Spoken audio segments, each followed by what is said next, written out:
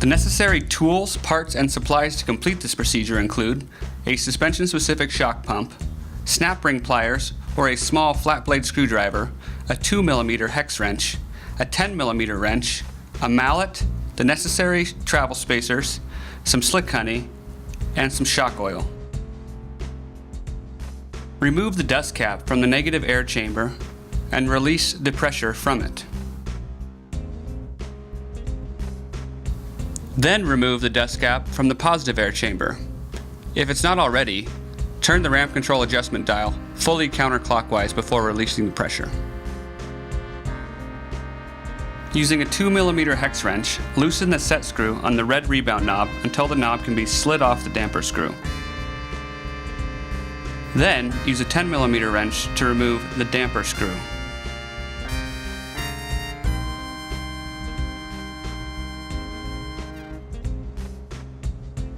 Using your 10mm wrench, remove the schrader valve located on the bottom of the disc leg.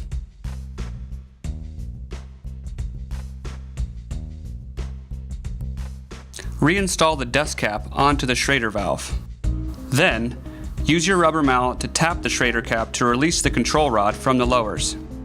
Move that dust cap over to the damper side now and repeat the procedure to free the damper rod from the casting. Then remove the schrader valve from the control rod and the damper screw from the damper rod. Slide the fork's lower casting off the stanchion assembly and set it aside. Be careful not to spill lubrication oil all over your work area. Using your snap ring pliers or a small flat blade screwdriver, remove the snap ring from the bottom of the air spring side stanchion.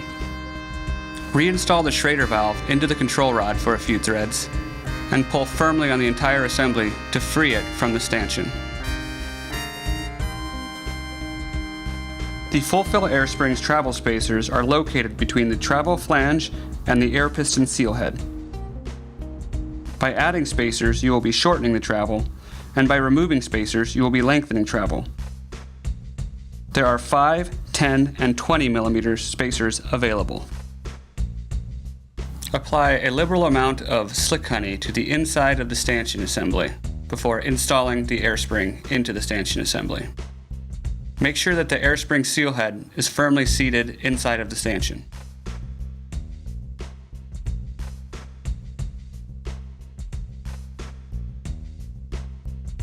With the seal head fully seated in the stanchion, reinstall carefully the snap ring in place using either your snap ring pliers or a small flathead screwdriver.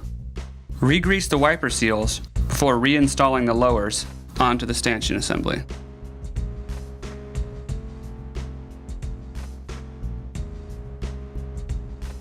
Slide the casting onto the stanchions. Stop as soon as the lower bushings in the castings engage the stanchions. Inject or pour approximately 15 cc's of fork oil into the screw hole of each lower casting leg. Hold the fork at an angle while pouring or injecting to avoid getting oil in the ends of the damper or spring rods. Resume sliding the casting onto the stanchions until the casting touches both the damper and air spring rods.